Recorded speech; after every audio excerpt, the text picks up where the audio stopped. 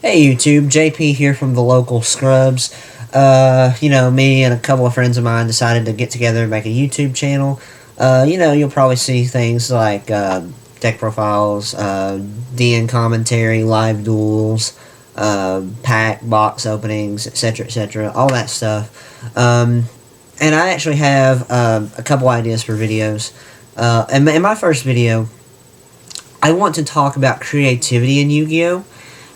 And like a lot of people will say that there's not a lot of creativity in this game. Like everybody just net decks Patrick Hoban or whoever.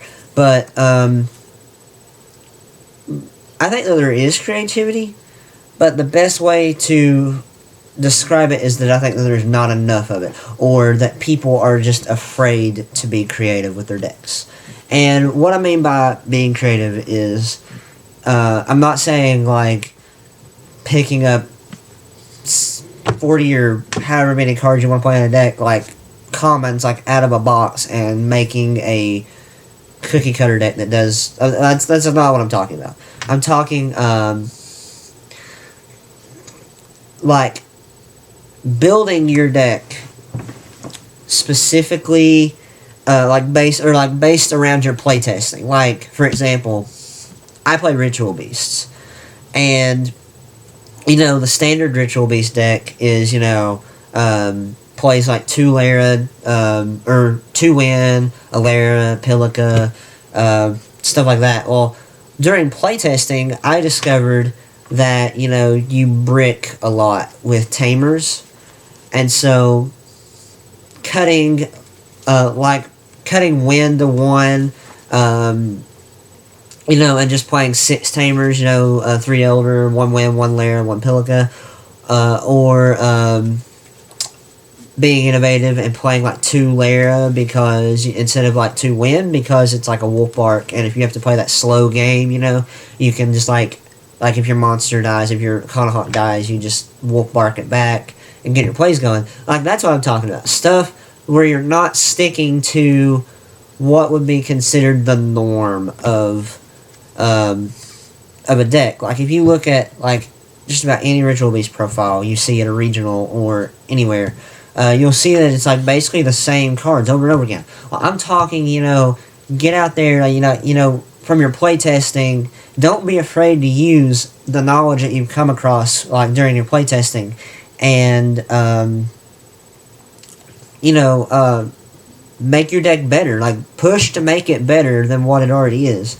Like, and I feel like a lot of people, like for some reason, just shy away from that. I don't know what it is.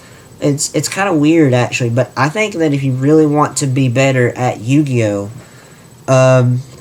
you have to like take risks with your deck. You have to not be afraid to take that innovative approach, if you know what I mean. And by innovative, I'm not saying throwing Jar of Greed in decks because oh my god, you could play like a 34 card deck now with 3 Upstarts, 3 Jar of Greeds. Well, because no, that it doesn't work that way. The only reason Upstart called on it is because you just activate it turn 1. If you play Jar of Greed, like you have to set it, it's slow, and it doesn't work that way. So that's not what I mean. I'm saying like if you have a tech choice that you think would be really good, like you keep going back to this card, and you say, oh, this could be good, but then you never play it because you see people never top with that card or whatever. Like, you're really holding yourself back. Like, you could be winning so many tournaments just because if you would just be willing to step outside the comfort zone and play something a little different. And that's what I mean by creativity in Yu-Gi-Oh! I think that there is creativity, I just think that there's not enough players doing it.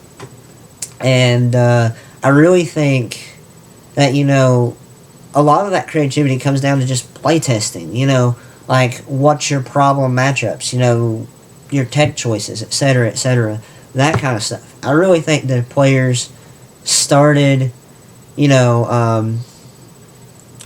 just playtesting and seeing like testing things out, testing like additional cards, instead of just being stuck in that same old vanilla deck list that everybody plays. I think that would just make It'd make the game more interesting, and I think it'd make players better overall because you're starting to use this thing up here, and I think it definitely it also sets you apart from like everybody else too, because like if you're doing something different, like say for instance, Jarrell Winston at Nats, he played Mistake, and nobody else was playing Mistake in the main deck, and he got that from testing. Like I felt like if it was anybody else, or not necessarily anybody else, but like someone else, like someone, like think of anyone or think of yourself. Like if you feel like I'm talking directly to you, like, I mean, you would have been afraid to do that because like nobody else is doing it, and you would have thought oh, it would have just been inconsistent or something. But no, it works. Like don't be afraid to trust your instincts on card choices and stuff like that. That's what I'm talking about with creativity. And so, yeah, that's all I have for you guys today. I hope you guys like the video.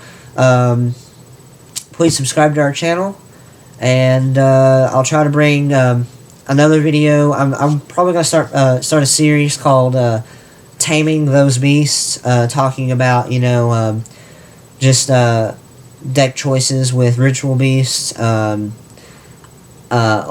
maybe like some gameplay stuff like that. Just just really giving an in-depth guide or something to Ritual Beast.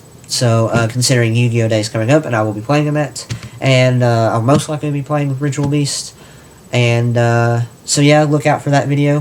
And anyway, like this video and subscribe. See ya.